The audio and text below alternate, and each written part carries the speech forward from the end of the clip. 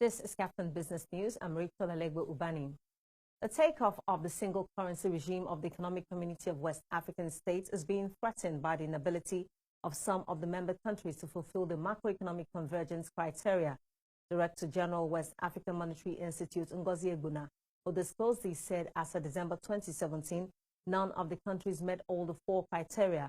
The three primary criteria are a budget deficit of not more than 3%, average annual inflation of less than 10%, and gross reserves that could finance at least 3 months of imports.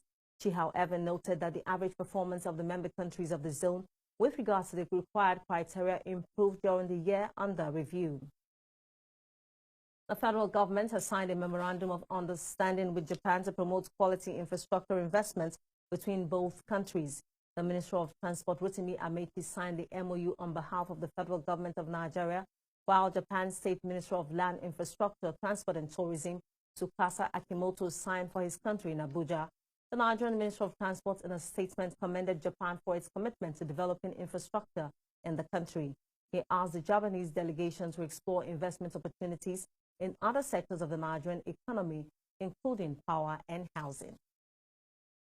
Tunisia will require about $7 billion external loan, which is the equivalent of $2.53 billion, to finance its budget deficit in 2019. Report says the country plans to issue $1 billion in bonds in early October to help cover its 2018 budget deficit. The North African country is hoping to get approval from the International Monetary Fund next year for a new loan tranche worth $250 million. The government is targeting a 100 basis points reduction in its budget deficit from 4.9% in 2018 to 3.9% next year. The International Monetary Fund, IMF, says it will continue to support Kenya's reform efforts through policy advice and capacity development. The IMF representative in Kenya, Jan Michelson, told journalists that Kenya's external position remains strong and foreign exchange reserves are at a very comfortable level. He said the IMF team will remain in close contact with the Kenyan authorities. The standby loan deal between Kenya and the Bretton Woods institution expired recently. Staying with Kenya, its President Uhuru Kenyatta has refused to sign into law the amended Finance Bill 2018 proposed by members of Parliament who want the increase in value-added tax on petroleum products to be suspended for 2 years. This means that Kenyans will continue to pay the controversial 16% value-added tax on fuel products. President Kenyatta has not given reasons for declining to sign the bill, which seeks to suspend the increase in petroleum tax for 2 years.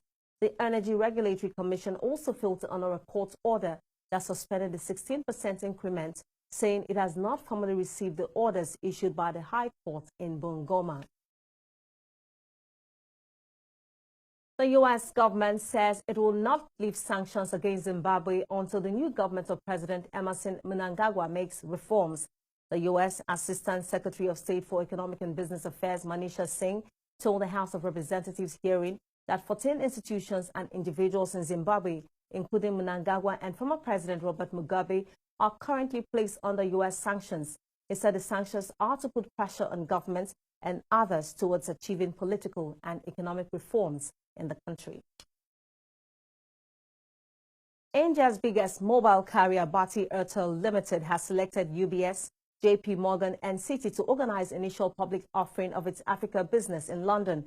Bharti Airtel, which owns telecom assets in 14 African countries, posted revenue of $3 billion in the quarter ending June 2018, with earnings before interest and tax of more than $1 billion. Globally, the company has about 460 million customers. And finally, small and medium-scale businesses in Nigeria are going through tough times in trying to compete with their foreign counterparts owing to the harsh operating environment in the country. Industry watchers are calling on the government to work with the private sector towards addressing numerous challenges facing the industry and creating the enabling environment for businesses to thrive in the country. And that's it in Captain Business. I'm Rachel Alegbe Ubani.